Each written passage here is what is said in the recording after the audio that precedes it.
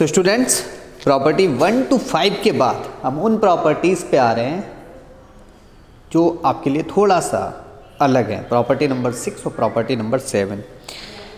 ठीक है, तो पहले तो इनका प्रूफ देख लें कैसे हुआ। अच्छा, एक चीज़ दिमाग में रखें कि हर क्वेश्चन को हमें आइडेंटिफाई करना पड़ेगा कि वो किस प्रॉपर्टी से बिलोंग कर रहा है। ठीक है, प्रॉपर्टी 1 से बिलोंग कर रहा है या प्रॉपर्टी 2 से बिलोंग कर रहा है या 3, 4, 5, 6, 7, टोटल 8 है वैसे आपकी। 5 मैंने आपकी करा दी हैं। ठीक है, 6 पर अभी हम हैं और इसके बाद 7 एक्सप्लेन कर देंगे। 8 आपकी आसान है, वो पीरियडिक फंक्शन के लिए है। तो यहाँ पर हम प्रॉपर्टी नंबर की बात कर रहे हैं, प्रॉपर्टी नंबर 6। उसका स्टेटमेंट आपके माइंड में रहना चाहिए। वो क्या है? 0 to 2a fx dx is equal 0 to a fx dx plus 0 to a f of 2a minus x dx।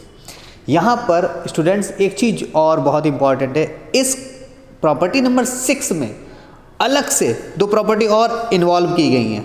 ठीक है, अलग से की नहीं गई हैं, कहने का मतलब वो जो प्रॉपर्टी हम पढ़ चुके हैं उनको इन्वॉल्व किया गया है। जैसे यहाँ पर अगर हम देखें तो ये प्रॉपर्टी इन्वॉल्व की गई है प्रॉपर्टी नंबर 3, और यहाँ पर एक जगह और इन्वॉल्व की गई है, तो उनका यूज भी हमें देखना है। तो वहाँ से थोड़ा बहुत आपको हिंट भी मिल जाएगी, क्वेश्चंस आपको मिलेंगे। क्वेश्चन को जब आप देखेंगे तो आपको आइडेंटिफाई करना पड़ेगा कि कौन सी प्रॉपर्टी हम अप्लाई करें। ठीक, तो सबसे पहले अपना लेफ्ट हैंड साइड और राइट हैंड साइड, ये तो देखो आपको स्टेटमेंट है प्रॉपर्टी के, ये तो माइंड में रहना चाहिए। ठीक है, तभी आप पकड़ पाएंगे, अदरवाइज आपसे थोड़ा सा दिक्कत होगी आपको करने में क्वेश्चन को सॉल्व। तो 0 to 2a fx dx is equal 0 to a fx dx plus 0 to a f of 2a minus x dx। होता कैसे है? तो एक चीज़ समझ ले, इसका लेफ्ट हैंड पोर्शन देखें। सबसे पहले लेफ्ट हैंड साइड देखें, 0 to a fx dx। तो जब 0 to 2a कुछ दिख रहा है तो आप समझ लेना कि बीच में a जरूर कहीं ना कहीं इंटरवल में होगा। या आपको याद हो कि एक प्रॉपर्टी नंबर 3 हमने पढ़ा था कि integral of a to b fx dx। ठीक है, तो उसमें c हमने खुद से लिया था इंटरवल में, फिर इंटीग्रल a to c लिया था, फिर c to b लिया था। प्रॉपर्टी नंबर शायद थी ये 3।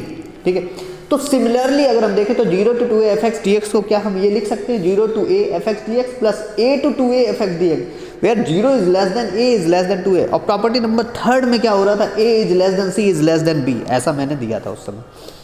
ठीक है, बट इन दिस इक्वेशन अगर हम इसको देखें तो 0 to, आप ऊपर का पोर्शन देखो फिर नीचे का पोर्शन देखो, ये और ये देखो सेम है, ये वाला पोर्शन ये सेम है। डिफरेंस कहाँ पर है? डिफरेंस तो यहाँ पर है कि जब अब a to 2a fx dx क्या ये आ सकता है? बिल्कुल आ सकता है सर हेयर इन इक्वेशन। तो मतलब प्रॉब्लमेटिक इशू जो है ना वो इसके साथ है, इस पोर्शन के साथ है, तो हमने इसी को लिया है। ये तो हमने एज इट इज रखा हुआ है। तो here in equation number first, this is the equation number first.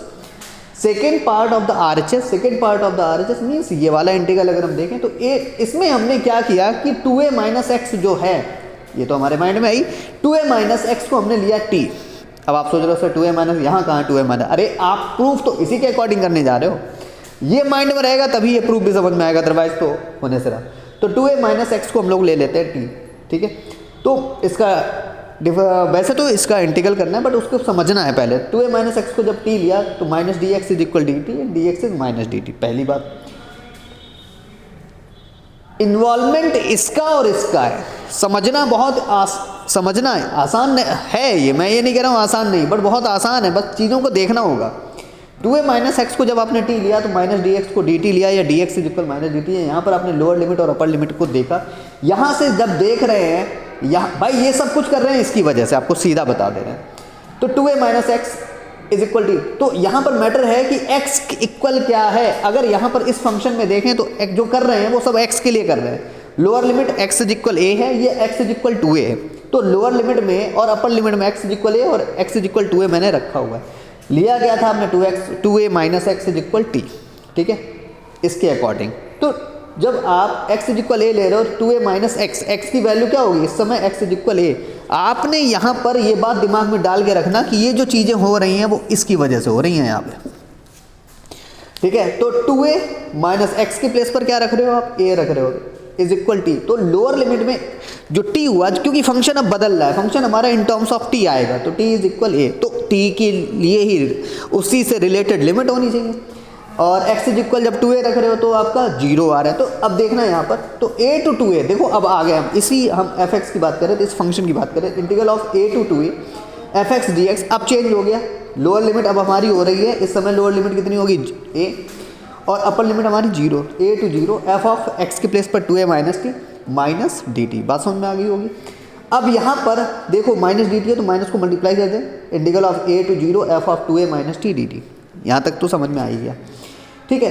अब यहाँ पर जो होने जा रहा है, आपने एक प्रॉपर्टी और पढ़ी हुई है जिसमें लिखा है a to b F X D X अगर निगेटिव है तो ये इसको लिख सकते हैं negative of limit b to a F X D X. ये हमने प्रूफ किया है सर, प्रॉपर्टी नंबर 2 है, ठीक है। तो देखो प्रॉपर्टी एक तो यहाँ यूज हो रही है प्रॉपर्टी और साथ ही साथ यहाँ भी यूज हो रही है। निगेटिव में है तो निगेटिव टर्म को अगर हमें पॉजिटिव बदलना हो तो हमें कुछ कैसे करना है, 0 to a F of 2a minus T D T. और अब देखना ये चीज़ है तो उसी प्रोसेस में t इज इक्वल अगर हम x ले लें तो ये बात समझ में आ गई कि a to 2a F X D X को हम लिख सकते हैं 0 to a F of 2a minus X D X. ये बात हमें समझानी थी। तो फाइनल आंसर का टाइम आया, तो यहाँ पर हमें कुछ नहीं करना, हमें बस इसकी जगह पर आप इक्वेशन नंबर फर्स्ट लेंगे और यहाँ पर लगाएंगे प्लस इंटीग्रल ऑफ, ये पूरी लिमिट बदल गई है, इसकी जगह पे क्या हो जाएगा 0 to a F of 2a minus X D X. ठीक है बच्चों, और तो सब समझ ही गए हो आप लोग, ठीक है। तो ये था आपका थ्योरम नंबर 6।